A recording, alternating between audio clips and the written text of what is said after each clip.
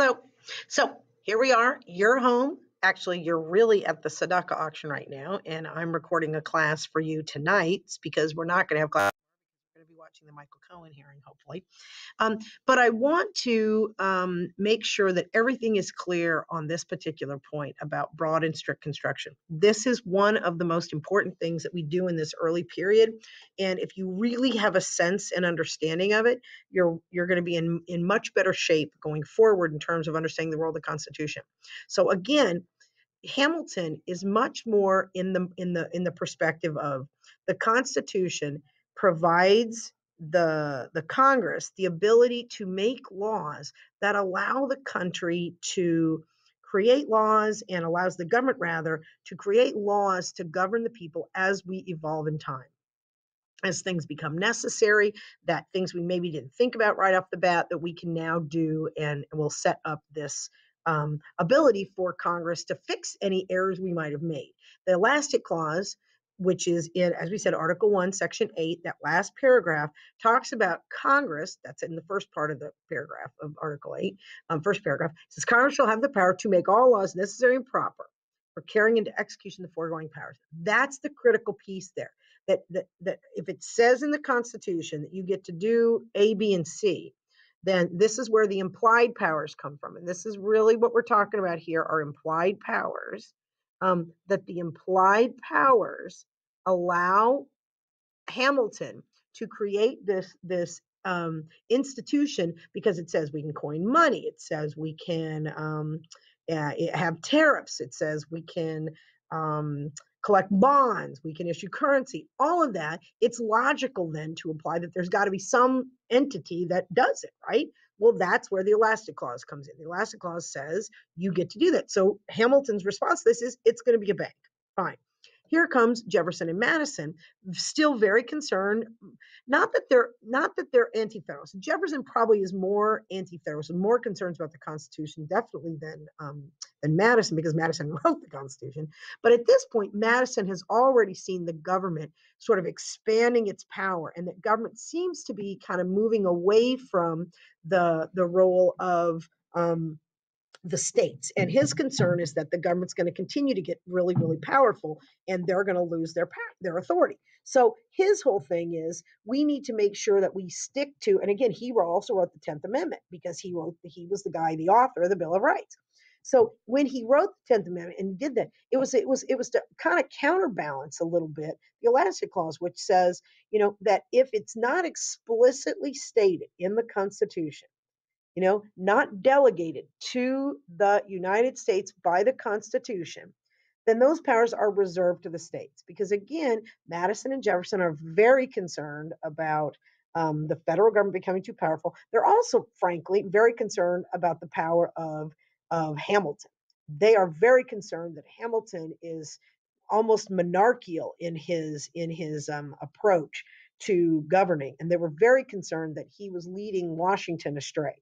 So this leads to a lot of personal. Anybody who's seen the play Hamilton would be aware of this sort of tension that exists between he and Jefferson, Hamilton and Jefferson. So in the end, Washington is going to be the person who's going to decide, and Washington is going to side with Hamilton in this case. And for him, it's just very practical. It's very pragmatic. We need a place to do it. We need an institution to do it. We don't have time to set it up elsewhere. This is the most functional course. So they set up this bank with a 20-year charter.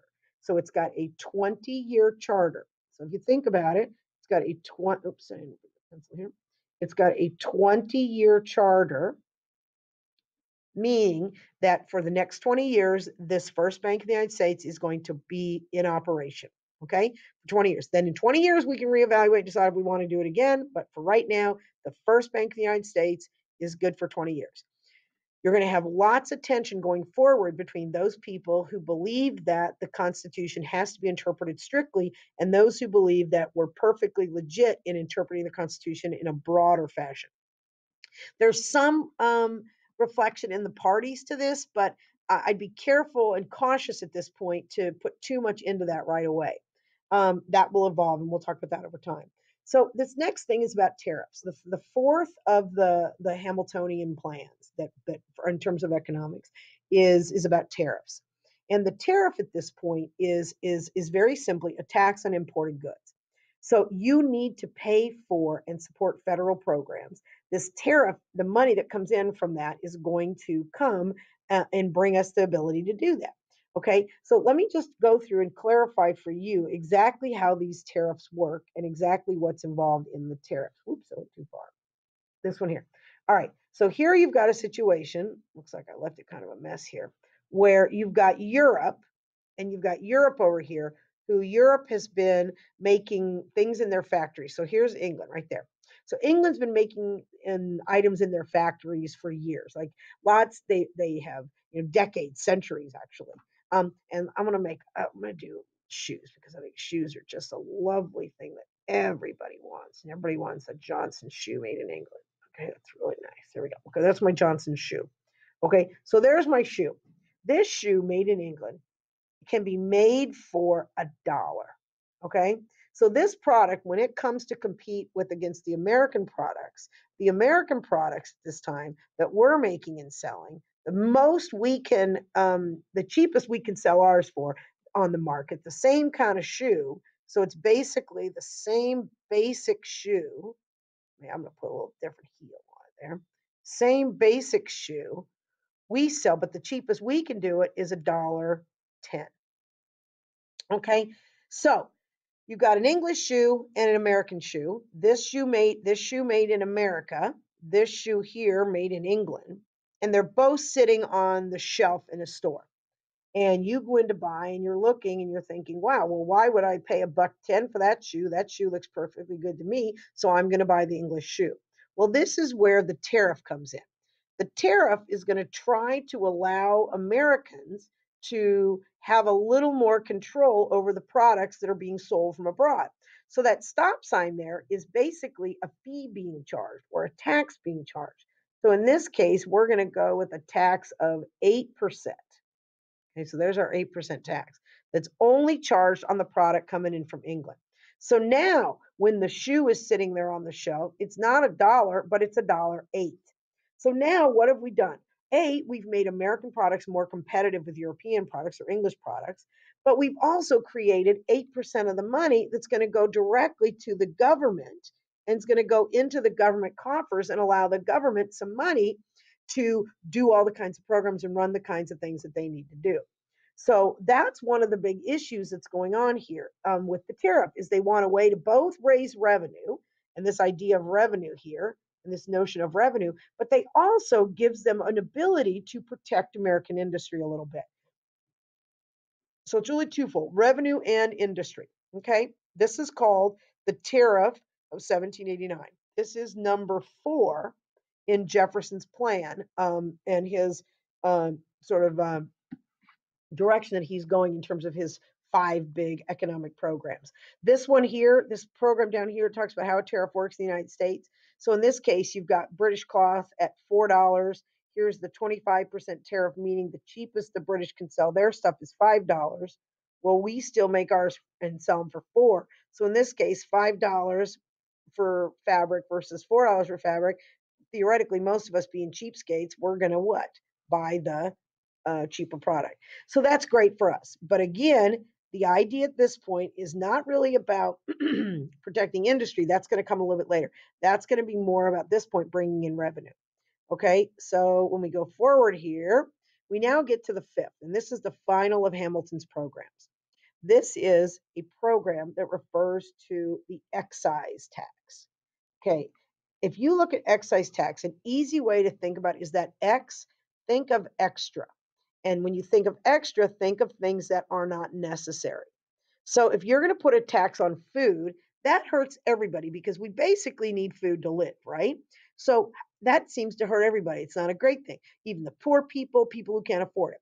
But an excise tax, an extra tax, if you could put it on things that are extra, things that are not required to live, things that are not food, that are not clothing, or things that we don't require to live, but are just luxuries like this, luxury goods, then we can basically hit the people that have more money. And if they have enough money to buy whiskey, then theoretically they shouldn't be upset about paying a little extra tax, right? That's the thinking behind it here.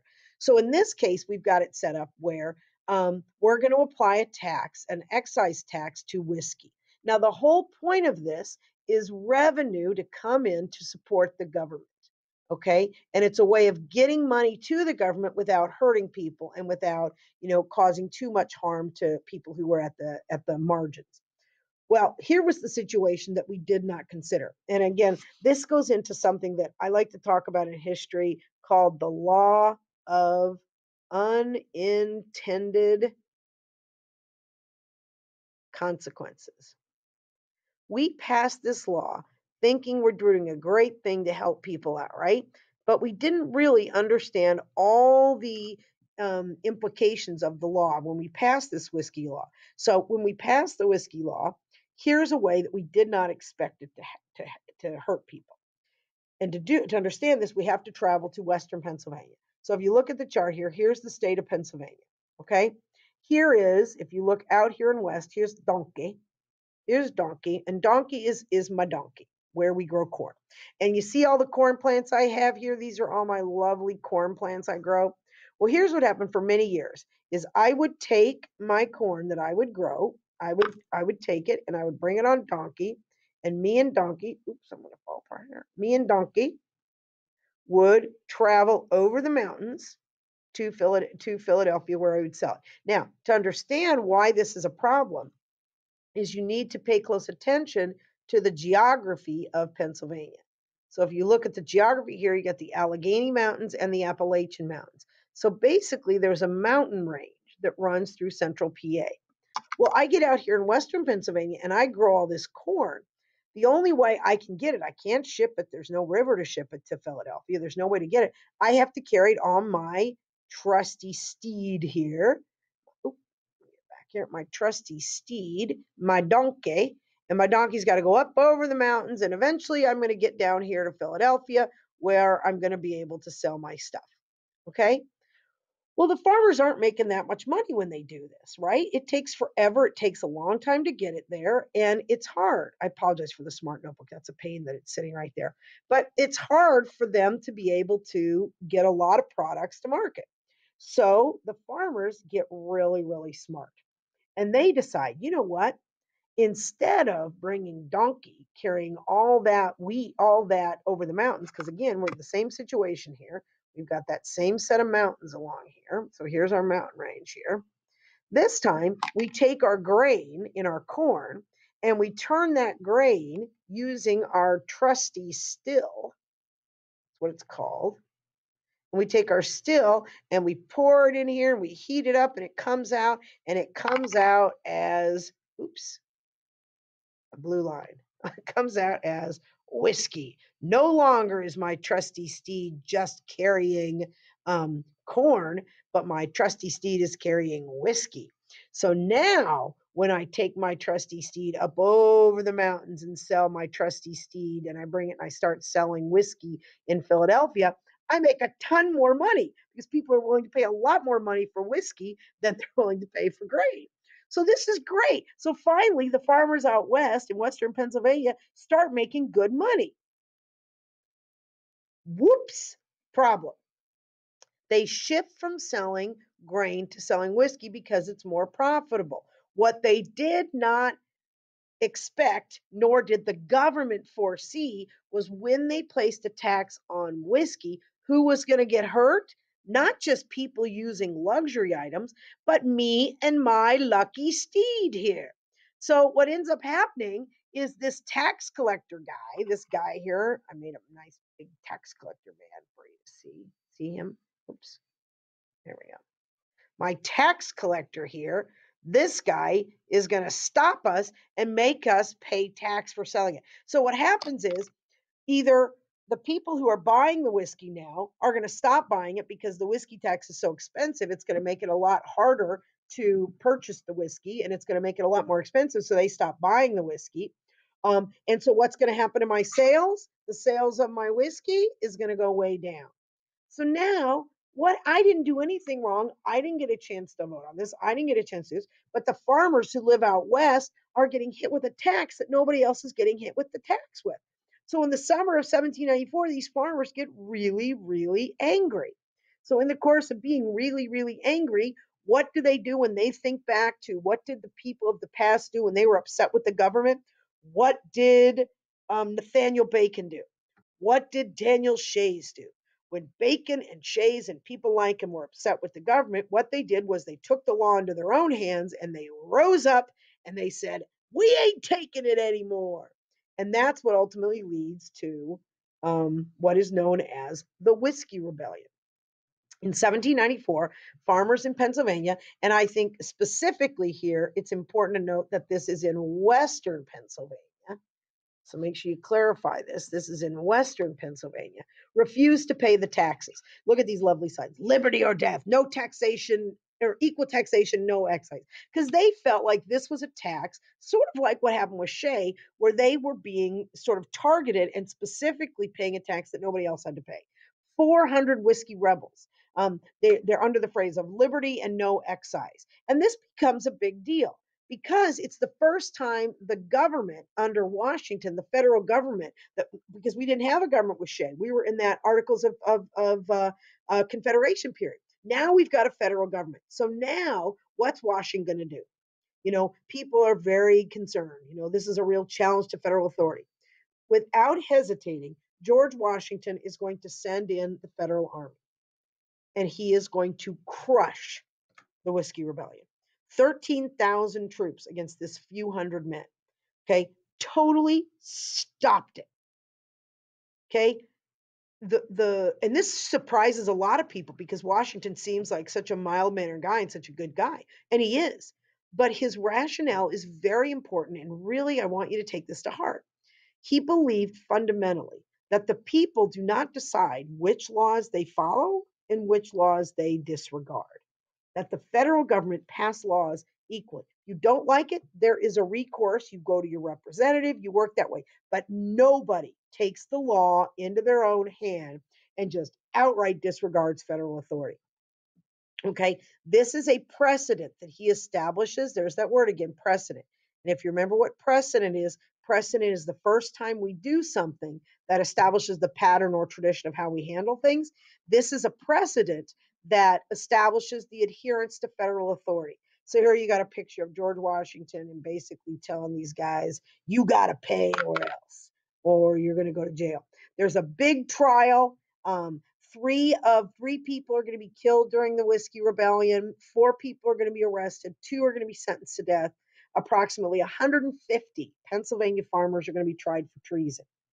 And basically, Madison will say, this is a lesson to every part of the Union against disobedience of the law.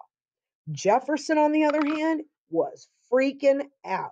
He was furious about this. He could not believe that Washington had gone so far. He actually believed that Washington was acting in this way in large part because Hamilton had become too influential. And his concern was that this was all because of Hamilton's influence. And that's why Washington was acting this way. It was Hamilton's influence. And that's why we had a problem here. So Jefferson was really angry, thought that it was very aggressive and too much so, and it was like a power grab in some ways. Jefferson, this is the beginning of Jefferson believing he needs to leave the government, and he will leave the government shortly after this. Now, quietly, by the way, on the side, Washington will quietly, very quietly, he will pardon I think all of the people who had been convicted because he had no interest in actually hurting these guys. He just wanted them to what? Follow the freaking rules, people. It's that simple. It's no big deal. Follow the rules. Okay? And that's what goes on. Now, if you look at this is the last of the 5 programs. Okay? First one, payment of national debt in the term of bonds. Second, assumption of state debts. Third is the national bank. Fourth, the tariff. Fifth is whiskey and the excise tax. Okay, if you look at the totality of Hamilton's programs, by the end of this, we will have achieved good credit. I think that one of the great legacies of Hamilton and Hamiltonians is that we have good credit, both from the American citizens because we paid back the bonds, from foreign nations because we paid back the money we had borrowed, and from the states. You will see the beginning of us slowly establishing trade and establishing the beginning of an industrial economy, a little industrial economy during this time. We had a currency because of the bank. Now we could establish currency that would be legit and currency that people would trust. So you've got currency now that's established. And you also see that the federal government had firmly established itself. We are a nation of laws, that the forceful response to the whiskey taxes, we were not afraid to use our military, and that in fact, this was really, really going to be important for us long term. Now, the other sort of long-term impact of this is that our debt will swell to 75 million plus. It was just unheard of at this time that we would carry such a massive debt. If you look at the chart here, right there, if you look at 1790, that right there that comes in there so high, that is the debt that is basically going to be directly associated with Hamilton and Hamilton's plans, that debt right there. And that's really essential to understand because a lot of his critics are going to go after Hamilton and say that, he had done all these terrible things and had really put us on a very, very dangerous path and a very dangerous course, right? So one of the things that you'll see his critics will talk about is that. Now, on the other hand, you've got Hamilton himself. And Hamilton will often be questioned about this. And these are a couple of quotes, or one quote from Hamilton, in which he said, "A national debt, if not excessive, will be to us a national blessing. A national debt, if it not be excessive, will be to us a national blessing." Now, we're going to talk about this in class, but I want you to think about how might a debt be a blessing. And if we look here at this other thing from Hamilton, this is, I think, what helps clarify it. He believed that debt was really an investment, that the more people that we owed money to, the more people that had a stake in our survival. So think about it. You have a kid at school who borrows, for some reason, you decide to lend somebody $100, okay? And the kid gets in trouble. And you know that if that kid gets kicked out, what happens to your $100? It's probably gone, right? Or if you could help rehabilitate the kid and help the kid get sort of back in good graces, then not only will they be back in good graces, but you're going to get your $100 back. Okay, now I hate to be so, but that might not be a good example, but sort of comes to mind. It's this idea that we as a nation, if we owe everybody around the world money, then they're going to want us to survive, because if we don't survive, they don't get their money back. It's that simple. And that's sort of the final lesson or the final element that comes out of this. The other thing that, not final, because there is one more here. The last thing to come out was the conflicts that emerge between Jefferson and Hamilton really are the beginning of the party system we have in this country.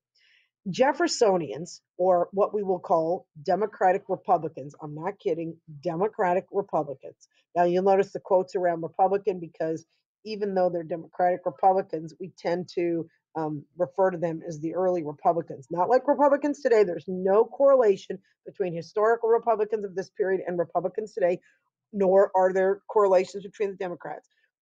They are people who prefer a Jeffersonian vision of America, which we'll talk about in the next lesson, a Jeffersonian vision of America. And you already know one of the things that they believe in, and that is strict